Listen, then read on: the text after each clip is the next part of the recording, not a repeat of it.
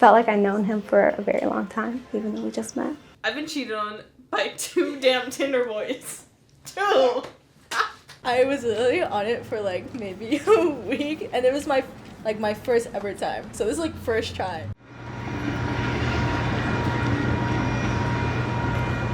My name's Katie McLean. I'm a GBDA student, second year at the University of Waterloo. My name is Owen Chart. I was born in Parry Sound, but I've basically lived in Kitchener like my entire life.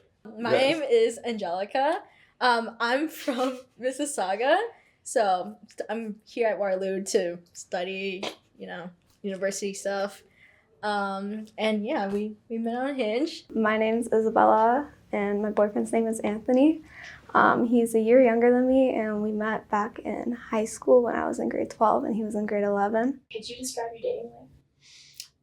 Non-existent at the moment, perhaps tragic, but yeah, no, right now I'm single. Fluid, if that makes sense. I think we Okay. kind of like go back and forth. We kind of talk everything through really well. He kind of made me feel special that he's like, I always stood out to him and stuff like that. When creating your profile, do you think that profile was an honest version of you? I think on dating apps, people can present themselves as whoever they want to be. And that doesn't necessarily mean that you're catfishing someone with your profile, but you're purposefully only presenting the best parts. And I think it can be very difficult to see those kind of best parts of a person and just assume that's who they are. I think people were kind of holding up that persona for a good few months even. And then when that persona would start to slip and you'd start to see who they really were, that's when it was like, okay, I understand now. With meeting someone in person, yeah, you're not learning all of the bad things about them all at once, but you're also not entering it with the perception that they've formed, that they want you to see. You know what I mean? It's very, I don't know, it's almost like it manipulates you without anyone even trying. And I think that happens with anyone, which is kind of why I'm now, I take everything I see on dating apps with, a huge grain of salt, because I've just kind of realized, it's what they want you to see. It was kind of very surface level. I basically just found a bunch of photos that were funny and kind of the better parts of me. It was 50-50. And I didn't really put much thought into it because I didn't take it seriously. I didn't think I'd find anyone. As you can tell by all the dumb prompts I had. Oh, yeah. But I don't think it was an accurate representation of me because I was just trying to be funny, to find my people, fellow funny people. Fellow funny. And there he is, this guy. This guy right here. I did not want to stoop to this level. And then when I finally made it, I just picked it might be a guy thing, but literally I have 9 photos of myself on my phone. So I didn't have much options. And so it was just shit, I gotta take more photos. And then I didn't. I just used the ones I had, and I was like, all right, that better be good enough. Just take my time. It was so funny because in every photo he had a hat, and I'm like, is this guy bald? Is he bald? Yeah. A little bit. What the heck? No, you're fine. No, you're fine. I definitely say people show what they want someone else to see online. For example, someone had a bad hair day, they would put a hat on and you only ever see that person with a hat, or they'd put a Snapchat filter on so you can't actually see if they have blue eyes or brown eyes. But it's just, you only show people what you want to see. You don't really show people your insecurities, but I feel like if you can't see someone's insecurities, you can't actually, have real feelings for them is what I would describe it. How do you think being a student has affected your dating life? It's been really interesting.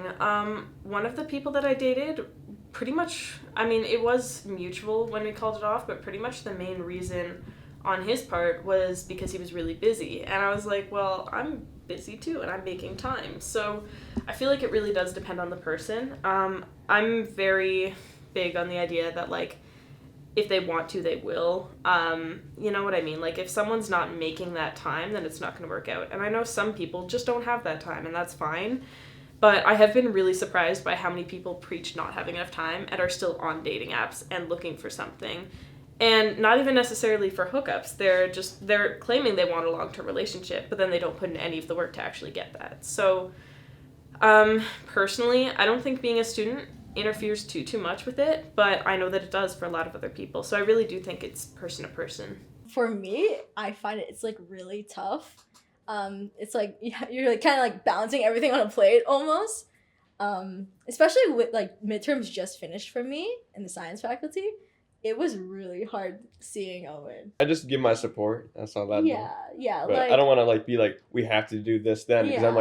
like I know you don't have as much time. You got to do stuff. So yeah, like he was like really like nice about it. Like he when I couldn't hang out, Yeah. you weren't like, oh, what? You can't see me.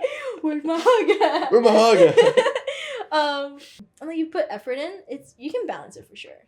Like it's just the effort you put in. yeah, You know? it's also just like being kind of fluid with your just like knowing when you can and can't do stuff and just kind of being like back and forth, being like yes, no, I can do Yeah, that. communication. Yeah, going back to the super communication. important. Easy, just kind of be like, Yeah, like are you free this? Are you free then? exactly, yeah. So like I feel like as long as you have like communication, you're willing to put in that effort and Yeah. like you're determined to keep everything, I guess, aligned and all together, it's not too bad. Like it's tough, but that's what you gotta do. Let me You know, help that's you life. papers. No, English is bad. For like group works, I would not like try not to join a group with guys just out of like a respect thing for him. Like I know I'm a very jealous person. Whenever, you know, he has a group work with a girl, I'm kind of just like, oh, okay, you know, just like make sure you have like a boundary there. So it's just academically, yes, even socially, like I make sure like I'm always dressed modestly, you know, not showing anything, really making sure everyone knows like, hey, I'm in a relationship, like I don't really want to talk to you. What advice would you give to other university students using dating apps or just like starting to date? Like, what would you say? I'll just say like thank you. Kind of be careful, but also at the same time be yourself. Because if you aren't yourself, you're gonna get results you probably aren't looking for if you aren't actually being yourself. And then also if you're a student as well, take your time because you know it is student life. It's kind of hard. So spending your time properly sometimes is difficult. Yeah, and going on that, I feel like people shouldn't feel pressured to be in a relationship, especially with like all the social media news, that kind of thing. Everyone is like dating someone. At least that's what like It looks like. people. Yeah, that's what it looks like. So I feel like a lot of students, especially, will feel pressure that I have to find someone or I'm not enough, that kind of thing. And I feel like people shouldn't have to feel that way, you know? Like once you feel like you're ready, then take that step forward in finding someone you love. To pace yourself, like take your time, don't rush into anything. Like generally if it starts fast, it's gonna end fast in my experience. So yeah, I think like really put in the time to build those connections early instead of just jumping into anything, because it can be a lot and you can feel pressured to need to make things move fast, especially when priorities are a little bit different. But yeah, just take your time. Just have patience. It takes time, it does. But you also have to put yourself out there. Like if you're a homebody and you're home all the time, the chances of you meeting someone in person are very slim unless they're introduced to you like by friends you already had or something. But if you go out and you just sit in a Starbucks and you see a cute guy, you could put yourself out there. You go up to them, be like, hey, I think you're cute, you know, can I get your number? Rejection will happen. I know it's happened a lot, but you know, if you don't put yourself out there, you'll never get that in-person relationship that you want.